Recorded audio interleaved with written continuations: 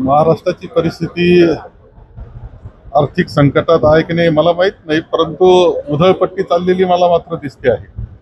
परंतु जिथं आवश्यक आहे, विशेषतः या वर्षी अतिवृष्टीनं शेतकऱ्यांचं प्रचंड नुकसान झालेलं आहे।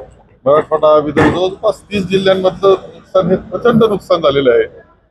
त्यांना पुरेशी मदत सुद्धा होत नाही अशी अवस्था निर्माण झालेली आहे। आणि अशा पद्धतीनं उधळपट्टी जर करत असतील, म्हणजे एका बाजूला शेतकरी अडचणीत आहे, तो दुःखी आहे, त्याची दिवाळी सुद्धा आनंदाची झाली नाही, काळी दिवाळी अनेक शेतकऱ्यांनी तिथे अशा पद्धतीची झाली। असं असताना असं जर करत असतील 1 कोटी रुपये एका बंगल्यावर खर्च, नेमके सरकार कोणाचं हा प्रश्न निर्माण होतो। उधळपट्टी करताय सार्वजनिक बांधकाम विभाग असं वाटतं। काय उधळपट्टीची इतक्या काय काय आवश्यकता आहे? असं 10 दिवसाचं अधिवेशन नाही का 7 दिवसाचं अधिवेशन असू शकतं।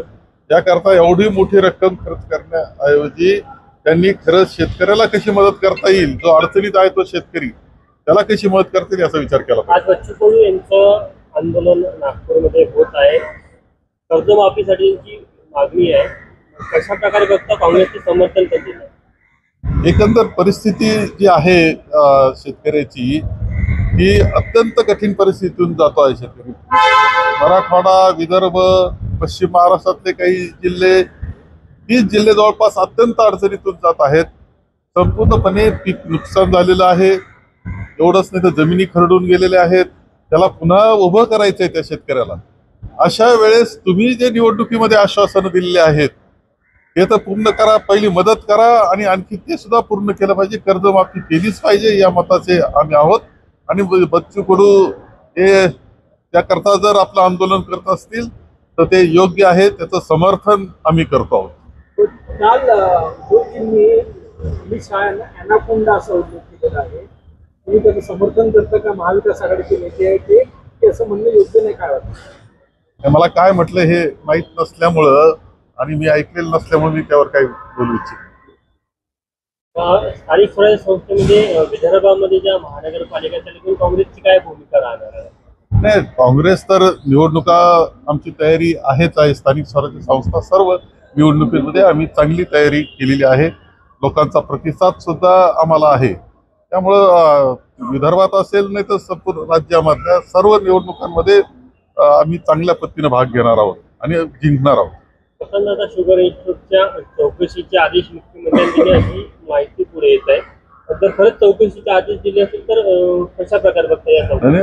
वसंतदादा शुगर इन्स्टिट्यूटच्या चौकशीचे एक गोष्टी माहिती, 1 रुपये अनुदान शेतकऱ्यांकडून कापलं जात होतं, त्याचा विनियोग कुठे होते त्याची माहिती मागवली। तेव्हा वसंतदादा शुगर इन्स्टिट्यूट ही वसंतदादांच्या नावानं सुरू केलेलं साखर धंद्यातली अत्यंत महत्वाची संस्था आहे।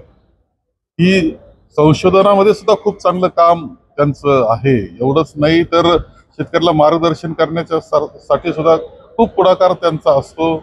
माननीय पवारसाहेब अध्यक्ष त्या संस्थेचे आहेत आणि मी कायम त्या बैठकांना उपस्थित राहिलेलो आहे। त्या पद्धतीचं काम तिथे चाललेलं आहे, एक आदर्श काम चाललंय असं माझं मत आहे।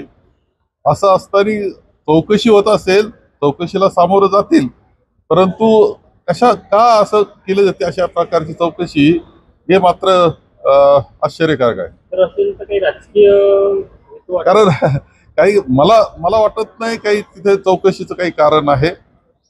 राजकारण सुद्धा करण्याची आवश्यकता, कारण तिथं सर्व आम्ही एकत्र बसतो।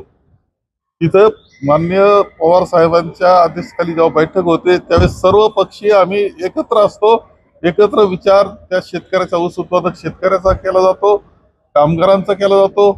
सर्व दृष्टीने व्यापक अशा पद्धतीनं विचार विनिमय करून धोरण ठरवले जात आहे। त्यामुळं राजकारण, त्या संस्थेचे राजकारण करण्याची आवश्यकता आहे असं तर बिलकुल नाही। आज आपला काय जोर असणार आहे? अनेक नेते